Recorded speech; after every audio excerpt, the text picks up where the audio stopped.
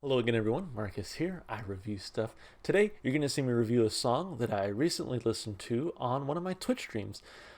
Twitch streams are a lot of fun. If you've never checked them out, you should definitely consider checking it out and follow me on Twitch. It's twitch.tv/Ewok to remember. Anyway, hope you enjoy the song. Oh, some more idols. It hasn't come out yet, but I have recorded it. I recorded an idol song called Grounds recently based on someone's request, and so I really enjoyed that. And then before that, I had heard Colossus from Idols, and that's it. I've heard two songs, and so this will now be the third song from Idols that I've heard once we're done listening to it. And I gotta say, I generally enjoy their style. So with that, I say we jump right in. This again is Idols, the Beachland Ballroom. Let's do it.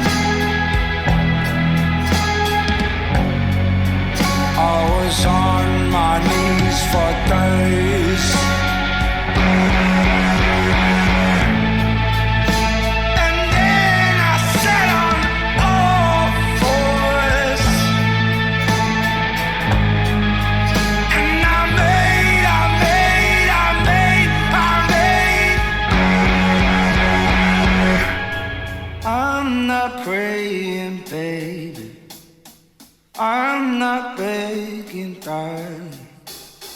I'm not praying, baby. I'm not begging, darling. Soon as the rush went away, I did not look for a way. Damage, damage, damage. If you see me down on my knees, please do not think that I pray. Damage, damage, damage. Soon as the rush went away, I did not look for a way. Damage, damage, damage.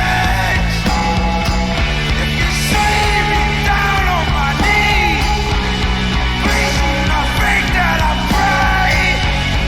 Damage, damage, damage.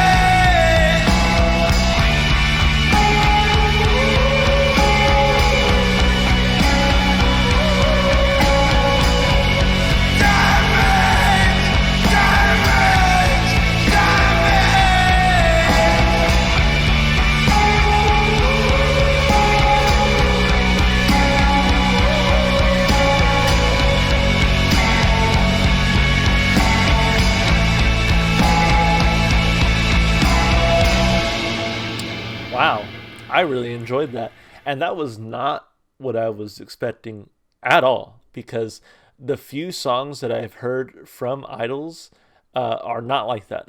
Like Colossus starts out kind of slower, but then like really picks up and turns into like a sort of punk rock, like fast paced, almost like hard rock style in the second half of the song. And then the most recent one I heard from them before this, Grounds, it's to me sounds more like a Rage Against the Machine deep cut, you know. And so to hear them kind of slow it down and play a song like this, I'm like, okay, wow, that's it's pretty damn good, and they did it really well. So I really dug this one. Let's go ahead and break it down piece by piece like we always do. Now, it does say here, the Beachland Ballroom, released on September 28th, 2021, still pretty recent. It's the debut single off of post-punk band Idols' fourth LP, Crawler. Co-produced by Kenny Beats and guitarist Mark Bowen, the track was described by the band as a soul song about coming back from trauma.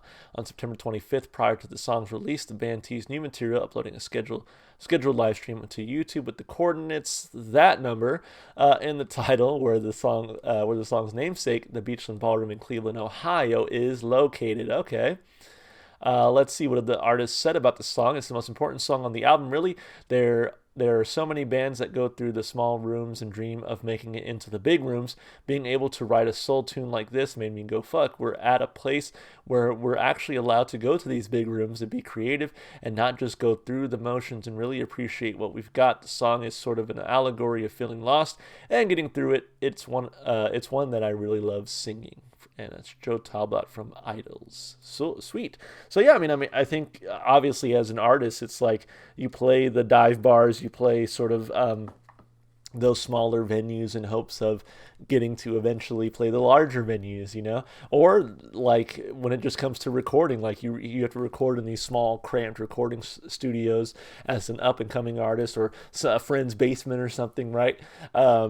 Whereas, you know, once you start making it big, they invite you, hey, come check out the state of the art equipment that we have, that kind of thing, right? So it's sort of that evolution. And to me, I'm not sure how big the Beachland Ballroom is, but my guess is the Beachland Ballroom is one of these very smaller locations, and so maybe important to the band along their journey, I suppose, as they grew as artists. So anyway, let's look at those lyrics real quick.